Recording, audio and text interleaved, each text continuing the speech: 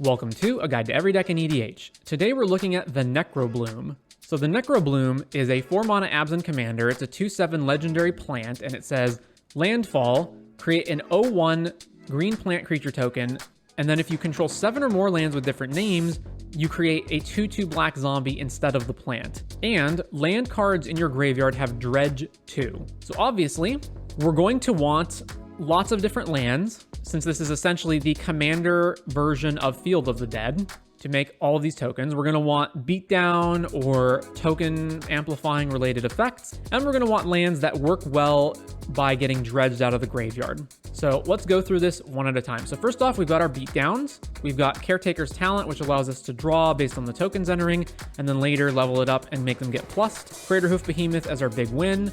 We also have Felidar Retreat to either buff our current creatures or make more tokens, and Retreat to Hagra, which we're mainly going to use to drain our opponents on landfall. Then we've got our card draw. So it's the usual things like Bolas' Citadel, One Ring, but we've also got things like Augur of Autumn, which allow us to play lands from the top of our library, or creatures if we've got creatures of 3 different power. Tireless Tracker, because we're going to have token-related things due to the Necrobloom. And Pitiless Carnage, sacrifice any number of permanents you control and then draw that many cards. Really great with all these excess tokens we're creating. We can plot it for 3. And then the Gitrog monster, which also fits nicely into this deck for its abilities of, at the beginning of your upkeep, sack unless you sack a land. You may play an additional land on each of your turns, and whenever 1 or more land cards are put into your graveyard from anywhere, draw a card, which is great with all of the land dredging we're going to be doing. And remember that anything that helps us put additional lands onto the battlefield to keep triggering the Necrobloom is going to be helpful, so we want as much of our ramp, for example, to transition to that as possible. So next up, we come to our combo cards that specifically work with the Necrobloom. So in the case of Mondrak, this is not really a combo card, it's more of a synergy card, but it's pretty straightforward. Double up all of our tokens. We obviously could play more. We could play Anointed Procession, Parallel Lives, Doubling Season, etc. I don't feel like you really need to go all in on that route, but obviously you can if you want to. I think that Mondrak is probably the best of all of those cards, so we're running Mondrak. Now specifically, we've got these other combo pieces. So we've got Fluctuator. Cycling abilities you activate cost up to 2 less to activate. So if we have a land that has a cycling ability for 2 mana, we can cycle it for 0 and then draw a card. But instead of drawing, obviously, because we control the Necrobloom, we can dredge it instead. So basically, we cycle that land. Instead of drawing, we dredge the land back to our hand, then we cycle it again, dredge it back to our hand. Basically, this lets us mill over our entire deck. And there's a whole bunch of different lands that have a 2-mana cycling ability. The most obvious one is Blasted Landscape. Taps for colorless, cycles for 2. But there are also a whole bunch of other ones you could play. You could play cards like Drifting Meadow or Fetid Pools. So there's like dual lands or monocolor lands, irrigated farmland, all of that stuff. The reason I don't like any of those lands, despite the fact that they tap for colors, whereas Blasted Landscape only taps for colorless, is because all of those other lands enter the battlefield tapped. Blasted Landscape is the only one that enters untapped. Now, obviously, just milling ourselves alone does not win the game, so we'll get to how you win the game by milling yourselves in a bit. But aside from that, we also have the Necrobloom plus Bone Miser. In this case, it's whenever you discard a creature, create a 2/2 black zombie. Whenever you discard a land, add double black. And whenever you discard a non-creature, non-land, draw a card. So this works exactly the same way as Fluctuator. Instead of our cycling costing 2 less, we're just generating double black on cycle. So effectively, we do the same thing. It's just a more expensive card, and the order in which we do it is different. Next up is Thornbite Staff plus White of the Reliquary plus Necrobloom. So Thornbite Staff is a 2-mana equipment, and it says equipped creature has 2 tap. This creature deals 1 damage to any target, and whenever a creature dies, untap this creature. Whenever Shaman enters the battlefield, you may attach Thornbite Staff to it. So let's go down here to White of the Reliquary. White of the Reliquary is a number of different abilities, but the main one that concerns us is the bottom one. Sacrifice another creature, search your library for a land card, put it onto the battlefield, tap, then shuffle. So we need those 2 plus Necrobloom. So what does this do?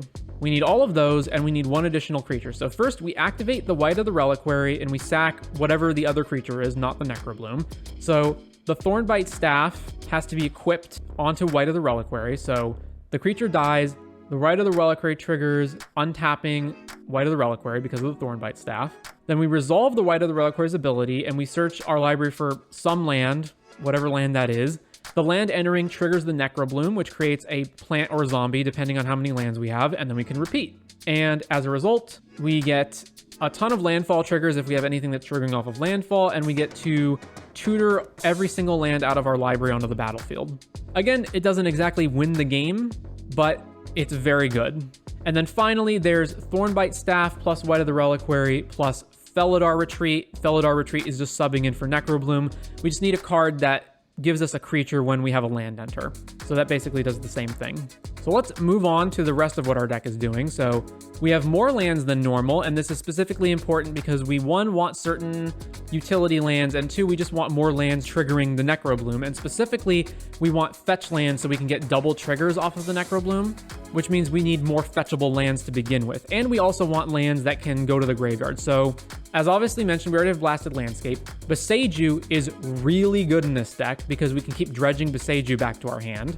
We have Command Beacon in case we need to get the Necrobloom back out without paying the commander tax on it. And then since this is in our graveyard, we can dredge it. We've got Field of the Dead as just another Necrobloom trigger thing. Then we're playing our Horizon land. So we've got Horizon Canopy, Nurturing Peatland. These are lands that we can sacrifice, dredge back to our hand if we need to, although dredging them is not really great, but we have that option if we want. But what this does allow us to do is always have another land to play for landfall triggers. Gaia's Cradle, because we're playing enough creatures that this is going to be relevant. Again, we need a lot of fetchable lands. So we're playing Prismatic Vista, and we're playing 4 different basics. The reason that these are snow covered will be apparent in a bit. And Yavimaya to combo with Gaia's Cradle and just make it so that our colorless lands can produce a color at least. A little bit of protection for the Necrobloom to make sure it doesn't die or get countered. Sylvan Safekeeper being yet another thing that we can sack lands with. And then we've got all of our ramp cards. So it's got to be a lot. And specifically, as many of our ramp cards that can put extra lands into play as possible, the better. So we've got Azusa, Exploration, Explore, Farseek, Glimpse the Core. So this can only go grab basic forests, which means we need to play at least more than one probably. So a forest and a snow-covered forest. Then we've got Into the North, which searches for a snowland. This is the reason that we need the snow-covered lands instead. And then obviously we've got Nature's Lore, 3 visits, and then we've got Rampant Growth and Sakura Tribe Elder. So again, this is more reasons that we need additional basic lands, much more so than a deck would normally need. We've got our removal, Aura Shards being pretty good, Rex Sage for the GSZ package, Swords. We've got a Collector Oof in the deck because we can GSZ for it, and most of our ramp doesn't have to do with artifacts, although obviously we do have some. Elish Norn to double up on the landfall triggers and stacks our opponents. Bunch of tutors, including Crop Rotation Elvish Reclaimer to go get lands. And then we've got a bunch of other cards that didn't neatly fit into specific categories that mostly have to do with land. So Aftermath Analyst and Splendid Reclamation as a way to return all of the lands from our graveyard to the battlefield. So if we've got effects that sack lands, we can sack them and just get them all back. Or especially if we're milling them, including dredging them with the Necrobloom, and we're dredging a bunch of cards, we can get all of our lands back. This is also another thing that we can do where if we mill our whole deck over, that we can use Aftermath Analyst or Splendid Reclamation to put all the lands into play. We've got Ancient Green Warden, which doubles our lands entering causing triggers to trigger ability. So it basically doubles all the landfall triggers, and it lets us play lands from our graveyard. 6, whenever it attacks mill 3, you may put a land from among them in your hand. But more importantly, as long as it's your turn, non-land permanent cards in your graveyard have retrace, meaning you can cast permanents from your graveyard by discarding a land in addition to their other costs. And with the Necrobloom being able to dredge lands back to our hand, this means we will always have a land available, so we can keep recasting our permanents.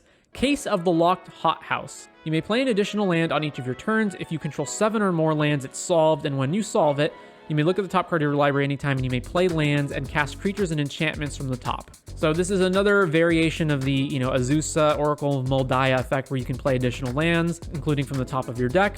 This one has a bigger late game upside. And then Scape Shift. Oh, big ol' Scape Shift. Then additionally, we have Dread Return. So the main deal here is that if we have infinite mill, we need a way to actually win the game. We don't want to mill ourselves in the deck, or we don't want to mill ourselves down to like very few cards and then have nothing to do. So we're always going to have the 3 creatures available because Necrobloom's always going to be making tokens, and then we can Dread Return, and the thing we're probably going to hit is Craterhoof Behemoth. So that's our main win con, is mill our entire deck, putting all these lands into play, and making a bunch of zombies and or plants. Then Dread Return, sack 3 of them, get Crater Hoof back, boom. A huge amount of damage onto our opponents. As stated, there was a lot of cards I considered and I wound up cutting a whole bunch of them. So some particular ones are City of Brass and Mana Confluence are obviously, these cards go into every single deck that is multiple colors. But in this case, you can only run so many lands and we needed certain slots for cards. In particular, again, we needed lots of basics to go search for off of our basic fetchers like Rampant Growth. We needed lots of fetch lands themselves. We needed just a lot of lands, like some utility lands, and eventually we just ran out of space. So I wound up cutting these. This could be wrong.